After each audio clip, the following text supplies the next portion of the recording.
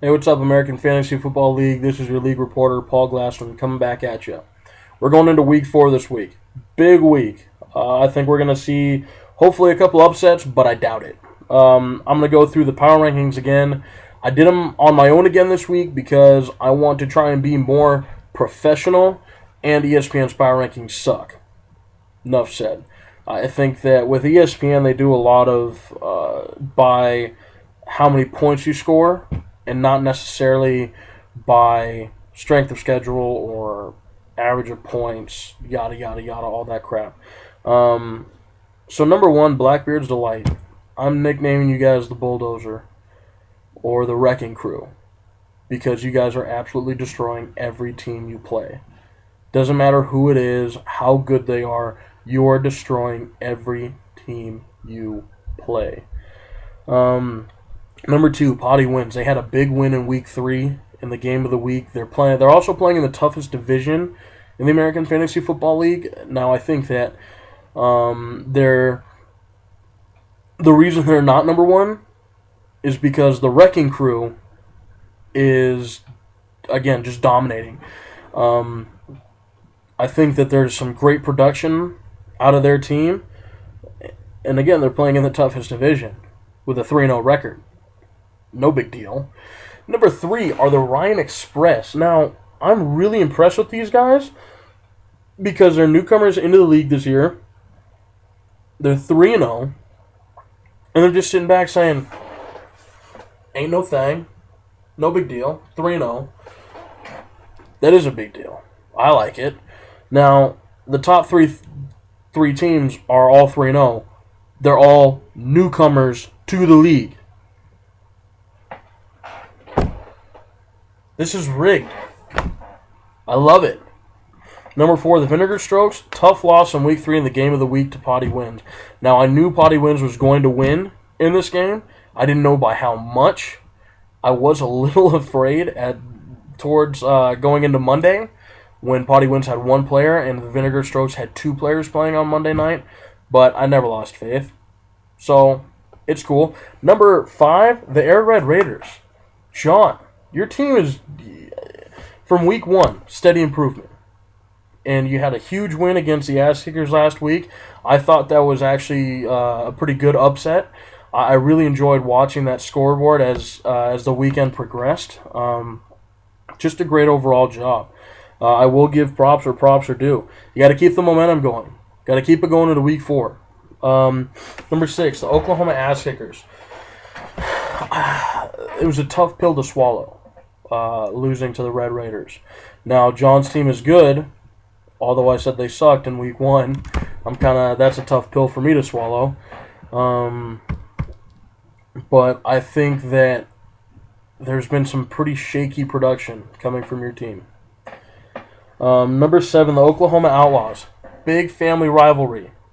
How do you feel being right behind Cody? Now, this could give you momentum to maybe zoom past him. We'll see.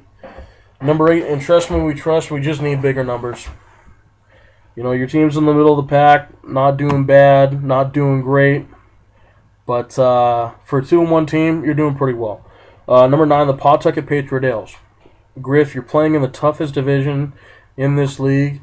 You had a big win against the UPS Loggers. I think that's kind of going to start setting the tone for you for the rest of the season. I think that the production, again, needs to continue to rise. But I liked what I saw last week. Number 10, the Cheesehead Champs. You guys had great defensive production in week 3. Great defensive production. Your top scorer was a defensive player. All of your top scorers actually were defensive players. Kind of sad, but hey, I like defense. So obviously you need more on offense. Number 11, UPS. Although they're 0-3, they are, again, playing in the toughest division. I mean, Tom, this is a big division, and I think that, like I said last week, once you start playing some teams that aren't so tough, you'll start to see more wins, but you got to do something. By the way, happy birthday. Consider your 11th ranking to be your birthday present this year. Number 12, Tacktown Thugs. You guys have a high average. For being a 1-2 team, you have a 147.6 average through week 3. I think that's pretty self-explanatory. You guys have played some tough teams as well, and in your division, anything's possible. Nothing is out of reach. Number 13, the Grifters. You just need more team production. You guys are averaging 141.3 through the first 3 weeks. Now, that is the lowest of all the teams that are 1-2, but that's okay. I mean, you still have you beat John's team, the Prospect Hill Punishers, who are subsequently number 14. Now, John, I have to say this because I read it on the Smack Talk board. You begged Dustin to take it easy on you. That's tough.